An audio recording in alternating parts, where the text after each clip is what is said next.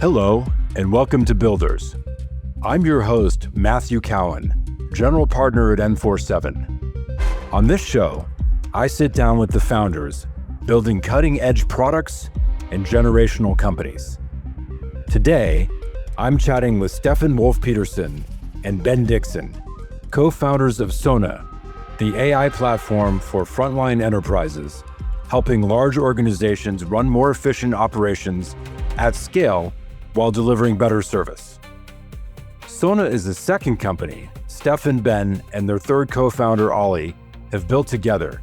And after working together for over a decade, they know how to manage both a company and a healthy co-founder relationship. In this episode, we dig into how to build and sell products for the physical economy, how Sona's early and contrarian philosophies around product building led them to be category leaders today, and how founders need to meet non-technical customers where they are. Let's get into it. Welcome to Builders, guys. Steffen, how are you today? I'm great. It's great to be here. And Ben, thanks for joining us. Good to see you. Yeah, great to see you. Super excited. Now, you two, along with your other co-founder, Oli, previously founded and built Catapult. So you had already worked together running a business for thousands of frontline staff. What does that shared operational scar tissue give you that founding teams you just met today don't have? Steffen, let's start with you. The fact that the three of us, got to work together now for a decade across two different companies with all the ups and downs, through a lot of growth and easy times and hard times. It's given us a very close bond, maybe close to brothers, I would say, or at least a very intimate relationship. We know each other extremely well. And that just makes it a lot easier to operate now. And both sort of on an interpersonal level, but having learned a lot from the mistakes we made, I think, at Catapult as well, and taking those into Sona. I talked about sharing one or two of those. I would say particular obsession around product market fit stands out. I think at Catapult, we probably never quite reached the right level of product market fit. We tried to execute our way out of that, and to be fair, we came pretty close. But we never quite reached the right threshold. And so with Sona from day one, that was like our biggest obsession. It was the same kind of problem space as with Catapult, but in Sona, we nailed on fixing the number one problem for our customers with a solution that they liked. And when we suddenly found ourselves in the right rooms, talking to the right buyers about the right solution, then we could sort of immediately see the huge difference. And we never quite got to that stage in our previous company. And so that role, the textbooks will tell you to do that, of course, focus on product market fit, but it's I think it's a different thing in reality. It's probably more of a sliding scale, and it definitely made us very obsessed about product market fit, having gone through those learnings at Catapult. I think with product market fit sometimes is hard to describe, but you know it when you see it. Yeah, it's a very different thing. And given that, Ben, what is the secret to a good co-founder relationship, especially one that has survived multiple companies and a decade of working together? I think what worked really well for us is that the three of us have a very strong shared lens that we see the business through. So something that we're extremely aligned on is the importance of product market fit, and that means the importance of our customers loving not just the product, but with working with us as a business. And that it's essential that we are aligned on how much we're trying to grow, and that we then go and do that thing. And I think that's how we're sort of similar. And then if you look at, if one of us were to wake up at 3 a.m., which part of the business are we most likely to be thinking about? We will be thinking about very different parts. I will wake up and I will go downstairs and scribble on a whiteboard about the vision for the product and how that relates to the engineering organization. And that means that what we don't have is a problem I think I've seen with some places where there are certain decisions where multiple people want to own that decision. So we have very distinct areas that we are very keen to own.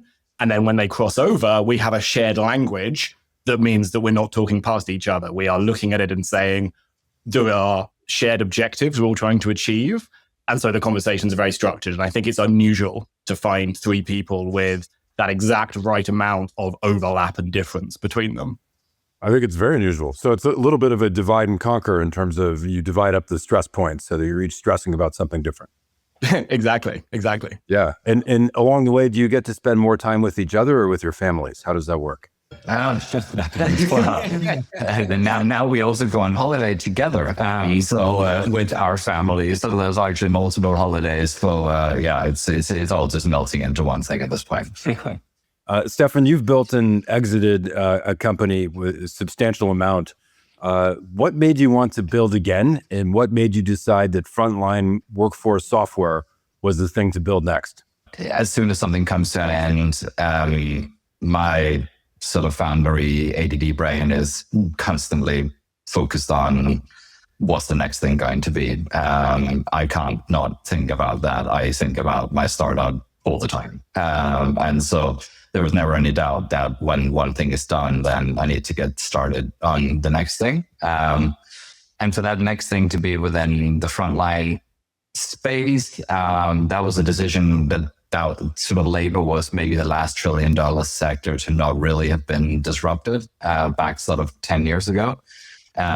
We built a marketplace solution within that space and then ultimately moved into software and AI focused solution to the same problem.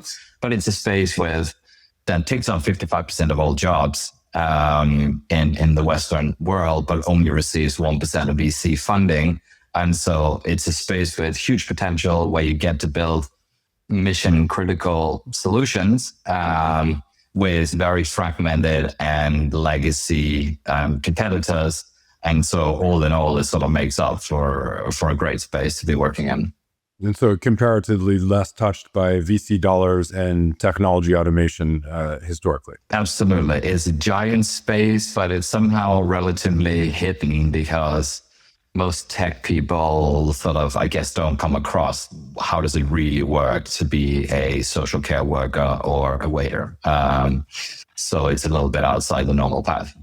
Steffen, I guess we need to make sure you're not already working on your next idea, are you? I'm very singularly focused, so I was sort of no, not yet.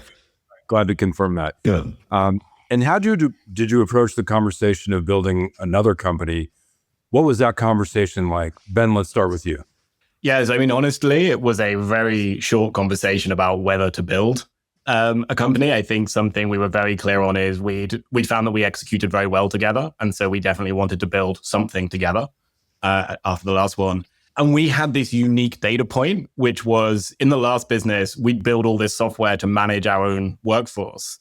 And we had our customers coming to us and trying to buy the internal tools that we built to manage our workforce because they tried everything that existed in the marketplace and it was so broken and didn't work for them. So you have this wildly strong signal that people want to pay for this software. And we had a team that had shown that we could execute together. So it was a very easy decision to found this company. I think the thing that we wanted to be fundamentally different to Catapult was a labor marketplace. So people used it when they weren't able to staff using their own workforce. And so they kind of wished they didn't need it. They needed it, but they felt like they were failing a bit by needing it. So they didn't like that they had to buy it. Sona is very different because with Sona, we make the people who buy it look very, very good when they do that because we allow them to manage their own workforce. That's interesting. I mean, I didn't know that tidbit in the origin story. And in many ways, I guess that's like Slack, right? I mean, because Slack was a failed gaming company that had developed their own internal chat that ultimately became the core product of the company. Yeah, it's a great example. Now, Steffen, you've described Sona as built by operators for operators. How does being an operator change how you build? Yeah, like we talked about in the beginning, truly understanding how it works to manage a 10,000 people shift-based workforce is relatively hidden unless you're in it. And we just happen to be doing that exact thing at Catapult, which is now, which we said, we've sort of been in the shoes of the customers that we service today at Sona. And so we built that full stack that Ben talked about. And now we're we build that stack again and are giving it to our customers. So I think it's quite rare to be able to say that this big enterprise product, we build it for ourselves, and now we're building it for you. And a lot of those things are very counterintuitive, how they work. So first, it's very important. So if you looked at our 10,000 people workforce back at Catapult, many people would need that payslip to come through on a Wednesday to have enough money on Wednesday to take the train to the next shift. And so it's very, very important that it's 100% right. There's loads of downside to getting it wrong. It's really complicated to get it right.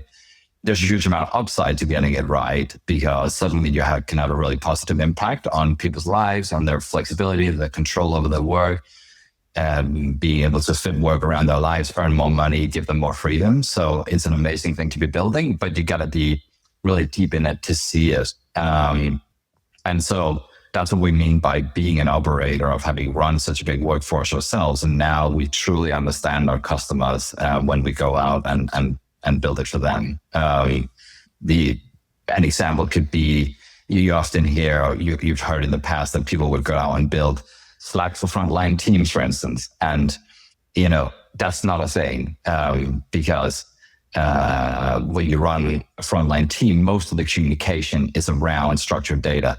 And free text is kind of the enemy of running an efficient workforce. And so most communication is around things like, my shift has changed from this time to this time, or I need to change my PTO from this time to this time, or my payslip was wrong from this amount and it needs to go to this amount, or the weather outside has changed, so my sales forecast has changed from this amount to that amount. And so all of those things that you think you could communicate about, like we do in the white collar world, in a Slack type of way, actually you want all of that to be structured workflows that can be automated, and actually want to take as little as possible and put it into free text. And free text is kind of the enemy. And so you got to really know, sort of experience this stuff to kind of know which tools and which solutions make sense in this world. This is one of my favorite founder and origin questions. When you guys, first started the company, made the decision to go forward, what were the key things you focused on achieving in the first 30, 60, and 90 days? Ben, let's start with you on this one. So I think a thing that we were very clear on at the start was, in order to build something really big here, we had to build something that would work across verticals and across geos. And we looked at, why did other businesses that tried to do this fail to scale? And what you almost universally found was they would go very deep into a vertical, say restaurants in a particular geography. And then several years in, they'd say, let's try and now expand that. And they'd find that they'd built something that was incredibly specific to that area, and they would never really manage to get out of it. And so we looked at from day one, we looked at the product roadmap through this lens of, we have some social care, so like elderly care, customers and prospects. We have some luxury hotels, and we have restaurants. What are the most different parts of the front line that we could be talking to? And something only gets built if we can do it in a way that would be applicable to all of those different parts of the frontline economy. And that's really painful at the start, because it means you spend longer building things that you really want to get out there so you can go and sell them.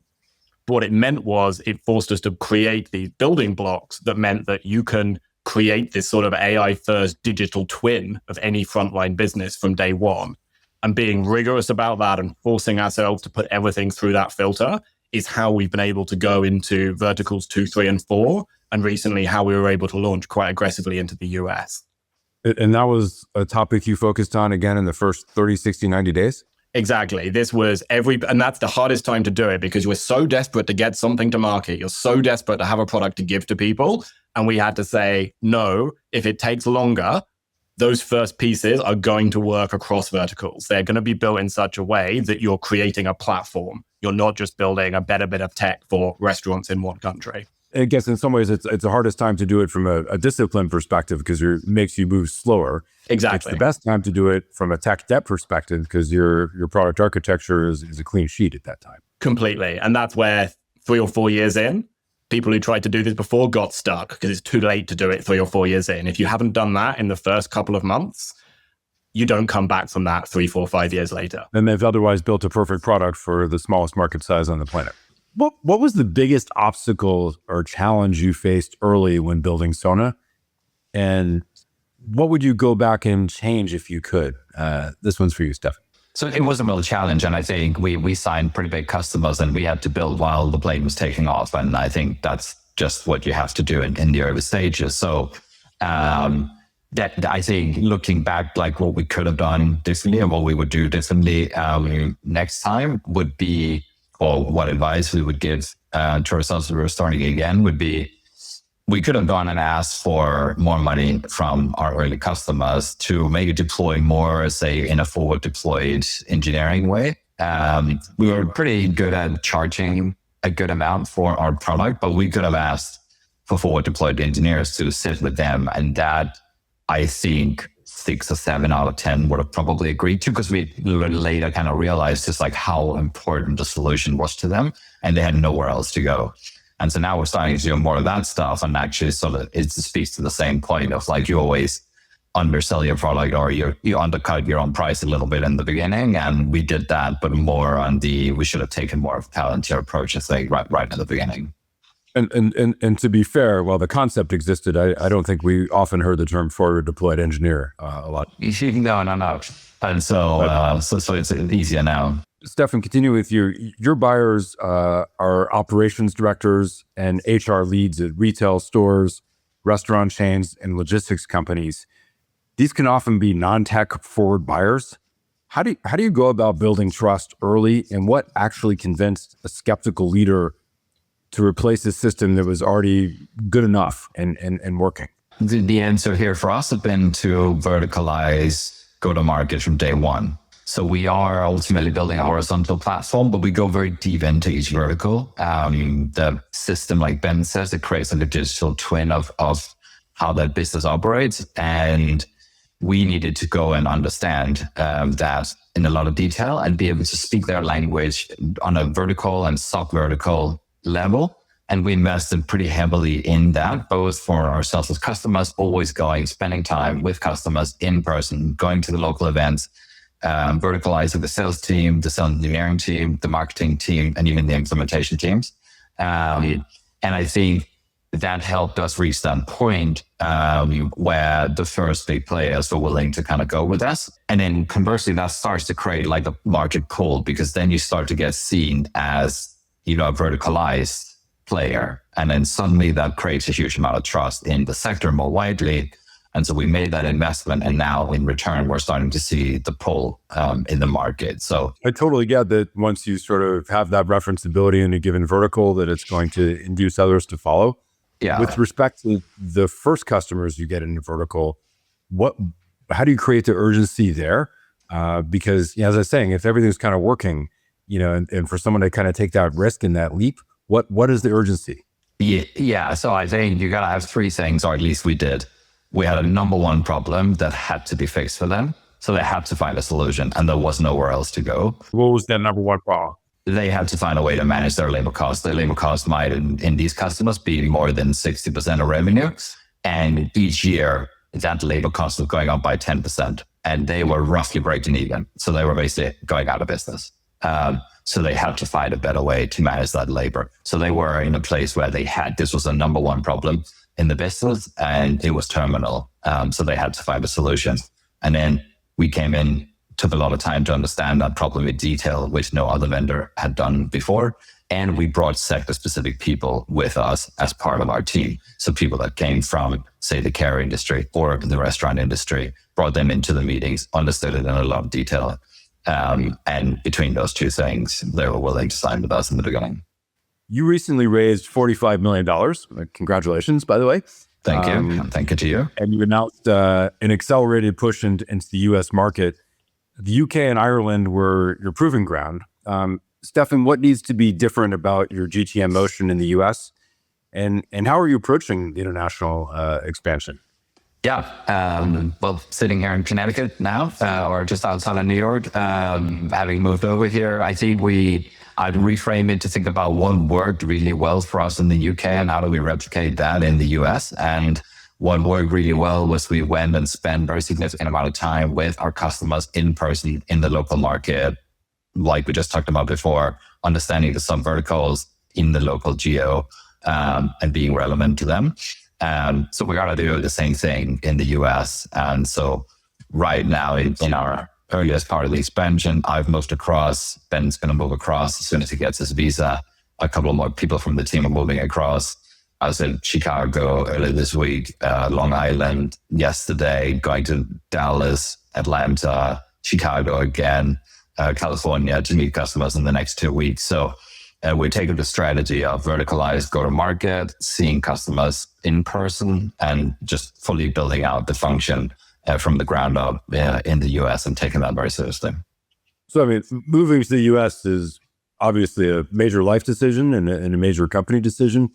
How hard of a decision was that? And did you consider that carefully? Yeah, I mean, it was a no-brainer, but it was a big family decision. Like my daughter just started in school here, and so we had to change everything. But it was the only right decision for the company, so it was pretty easy. Yeah, I think so far it seems like the right decision.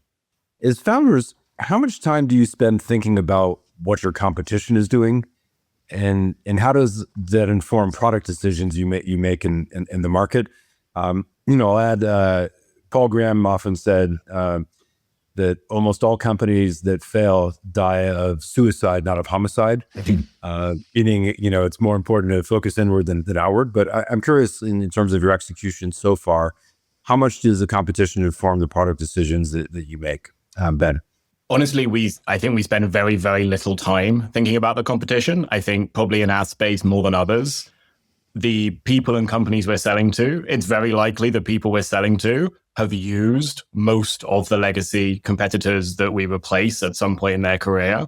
It's very possible the companies we're selling to have cycled through several of the legacy competitors prior to getting to us. And so they have a very clear idea of what doesn't work, and that is what's out there at the moment. And so to Steffen's point, what we try and do and what we encourage everyone in Sona to do is to sort of ignore the competition and go and spend time with our customers, because what our competitors have done hasn't worked well, or isn't working now at least. But our customers are very keen to talk to us, and they're very happy to talk to us about what matters to them and what's important. So we try and spend as much time as possible with our customers and as little as time as possible thinking about what our competitors are sort of saying they're doing.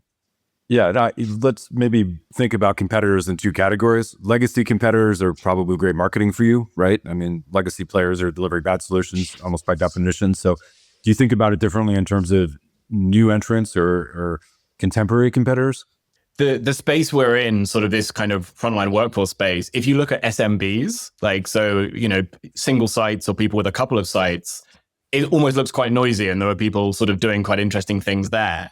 If you look at the sort of frontline workforce space for sort of mid-market and enterprise, there is very little in the way of new entrants. I think the fact that it's a very, very big, difficult thing to build and that it's quite well hidden means that we haven't seen the type of entrants that you might imagine. We've sort of been looking for them for the last 4 years, and we haven't found them yet. I think the point at the start that it is a tiny fraction of venture capital that's gone into funding businesses in this space. So of course we're watching for them to come, but so far I can't think of a single sales process we've been in where we've been up against or come across what you'd sort of think of as a modern competitor to what we're doing. That is an extraordinary statement, Ben. You look across venture land, and in general, what you see is categories with 17 overfunded venture competitors. And so I think it's really a special characteristic you guys are operating with, and one that I admire tremendously. Steffen, you said that every other enterprise software category has been transformed by AI, but the tools managing the world's largest workforce are still running on 20-year-old logic. Logic may be a generous word. Why has frontline software been slow to change? And is that a feature or a bug for Sona ultimately?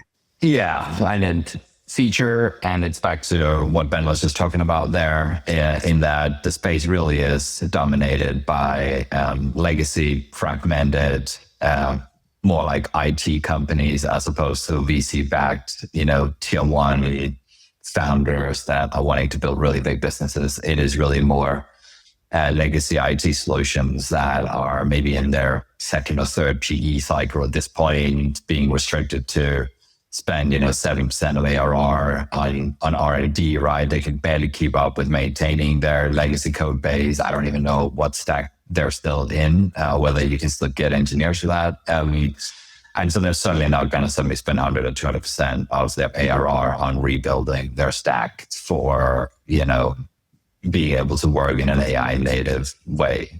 So those products, even without AI, are coming to the end of their life cycle. And as a result, that's what we replace at all of our customers. And it's even what we're up against when we are competing. It's still those old solutions. And so it's been difficult for our customers to implement AI because they're not getting it from their vendors. And in our world where Claude is everything, like we still have many customers that don't know what Claude is. And so we think in our world that everyone knows, right? But I think maybe at least half of our customers will have never heard of Claude. And I think I'd be surprised if 5% have a login to Claude, maybe not even 1%. So it's just more hidden, right? And to them, they're not as exposed to it. They don't really know what to do with it. And so there's a big opportunity to come and drive really big outcomes for them now. The frontier labs ultimately, I think, are a massive double-edged sword. I think they provide incredible capabilities for companies like Sona to deliver magic and delight customers. At the same time, we're seeing the frontier labs enter into a lot of verticals themselves. How much do you worry about the frontier labs getting into your market segment directly and competing with you, even while you're benefiting in many ways from their increased capabilities? I think we kind of think about like two categories of enterprise software, the sort of the things that are quite simple databases and workflows that are generally single player, and then the things which are sort of complex multiplayer workflows with high compliance complexity. So if you think about the journey of hiring a person, scheduling them and paying that person, hiring somebody touches multiple people in an organization and requires complex workflows to do that legally. Scheduling someone in the US, there are thousands and thousands of rules that have to be observed perfectly every time, depending on which side of a street in a school district you live in, determines what times you can work inside and outside of term times, depending on the qualification you're doing. And then paying somebody, there might be 200 rules for overtime, depending on how many hours you've worked today and how far in advance your shift was scheduled. All of these crazy rules where if you get it wrong, someone doesn't get paid or you're going to get sued. And I think the way we probably see the world is that there will be one core system of record that deals with that compliance and risk-based complexity. So for the frontline workforce, that will be Sona. And then other systems will orbit that. And a lot of those will be provided by Sona. A lot of customers are coming. We've had several people come to us and say, hey, we have 50 vendors for software at the moment. We'd like that to be more like 5. What would it look like over the next 5 to 10 years for you to take more and more of that? And I think at this periphery, that's where there will be lots of places where we interact with the frontier labs. But I think it's, at the moment, that's by far the hardest place to go into because these high complexity compliance things have to be right every time. And they're very detailed and very, very intricate. So the complexity and intolerance for errors, you think, are big reasons that the frontier labs will have difficulty doing this directly. Exactly. And I think it would be an unusual place for them to focus, given all of the other places that focus could go to first. In 5 years, what does running a restaurant actually look like operationally? So Steffen, what part of the job do you think will still require humans in the loop, no matter how good the AI gets? Yeah, this is a fun question. We think a lot about this. And we believe that laptops will go away. They will not exist for a restaurant manager. They are great at building teams, motivating their teams. They're great at delivering service in a restaurant. And how well they do those things is how well a big restaurant business ultimately works. What they're not very good at is analytical computer systems. And when you're a restaurant manager, like, stuff blows up in your face every day. The pipe breaks, the weather changes, etc. And so you never get time to sit and do all of those tasks anyway. And so AI will be able to do all of those things for you. say that, hey, now the weather has changed. Like it was going to rain, but now it's going to be sunshine. We need to open up the garden, the outdoor seating area. I've called in formal waiters. They're arriving at these times. And we're going to take, 75% more revenue at dinner than we were planning to. That's probably delivered via voice. And we imagine mostly that managers will interact via voice. Other things like, hey, this person might agree that they have their last day on Thursday. Now there are like 17 steps to take in the exit process, but I can just speak to my agent and it can go and execute all of those things. So for most of the things, there's so much data now to determine what is the right next action. And agents can increasingly go and take all of those actions. And there's really no reasons that restaurant managers need to sit on a computer and do any of those things anymore. So we imagine a computer-free world where they just collaborate with agents. Ben, what do you think is the most common mistake founders make when they try to build AI products for the physical economy? And what mistake did your own team make early when you had to course correct?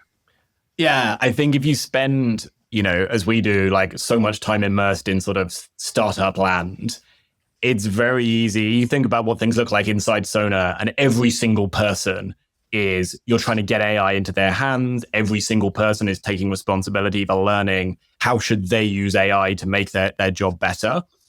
And I think it's very easy to look at the physical economy and think, well, that's what they're going to want to do as well. They want to get AI into people's hands. And I think the reality is they really aren't thinking about AI. They don't want AI in people's hands. What they want is outcomes that are currently hard to get to happen automatically.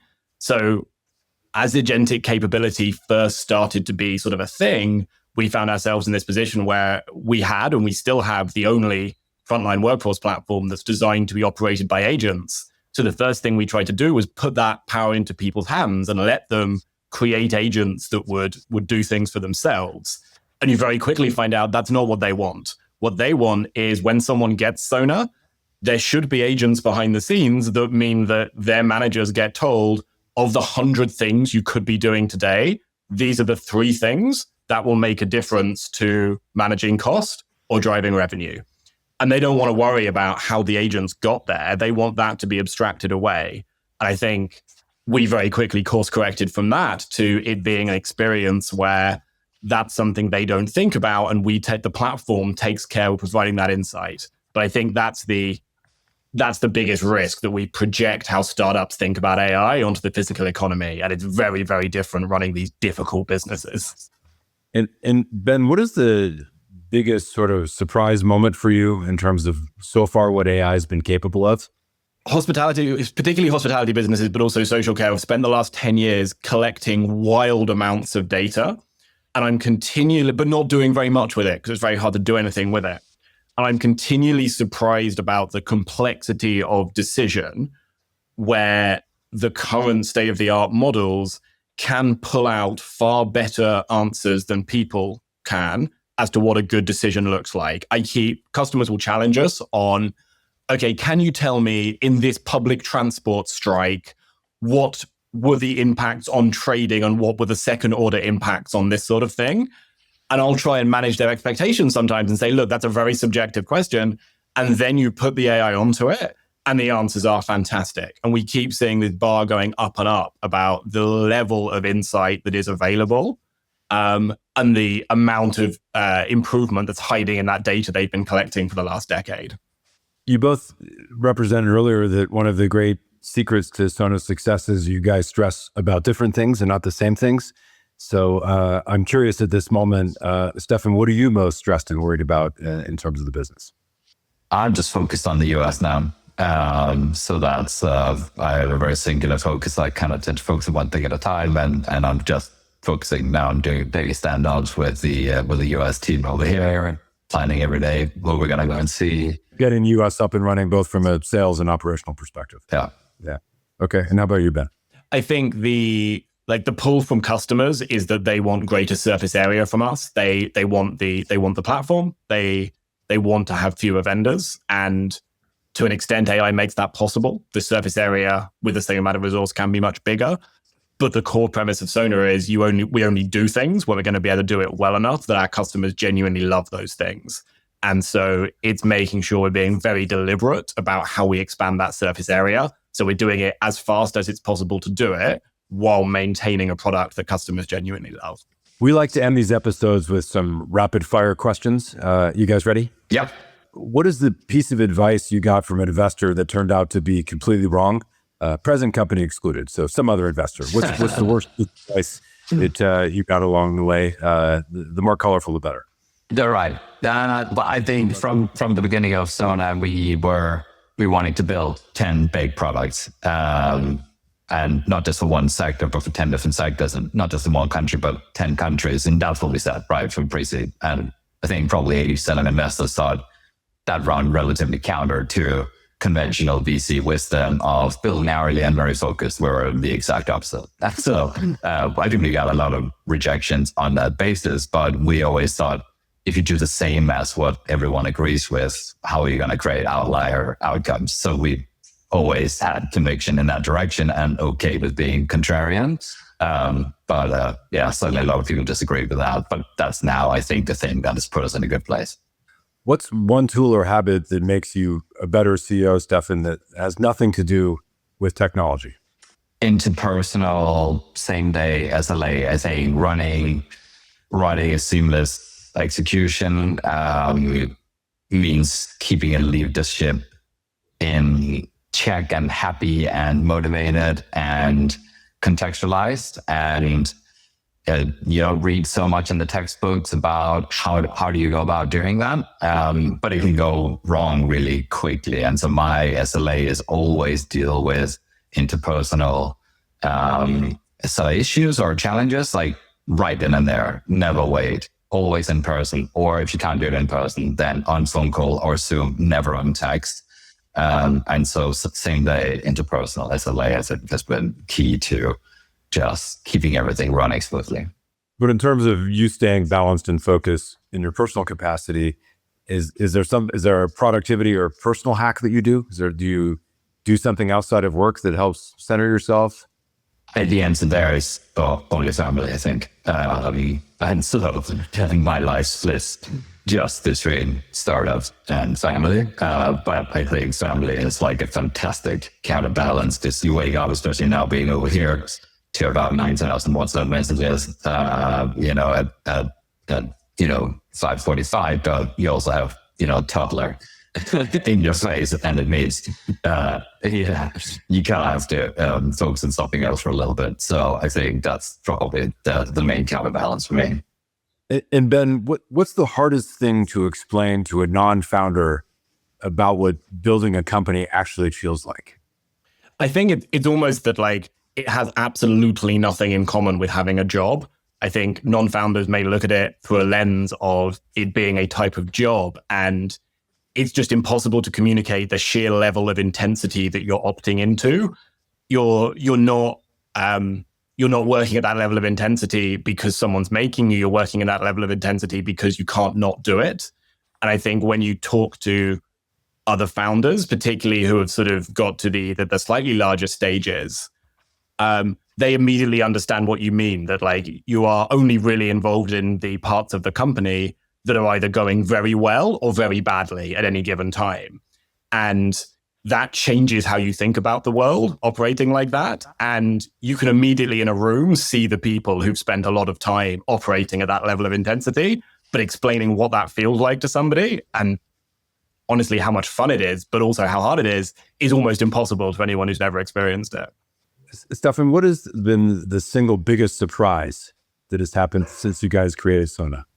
Well, one surprise, I think, has been that we thought about this business as the problem is definitely available or present in the UK and in the US markets. Those were the markets we knew really well. I think what's surprising us at the moment is just how much we're seeing pull from the rest of the world. And that's coming much more inbound. And so I think we had always thought that we would probably look at other markets after UK and the US, but how we're sort of being pulled into something like 80 countries at the moment is, I guess, taking us a little bit by surprise.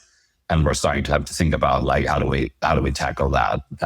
Because it's a pretty complicated thing to go and do, but it kind of tells us that there's like a very, very big opportunity out there. Cool. And Ben, last question for you. What is a prediction you have about what AI will enable you to do in the coming years that you can't do today?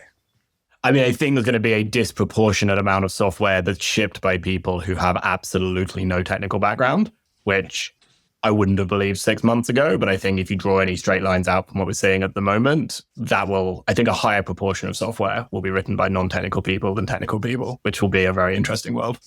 We have several people in top 10 now, right?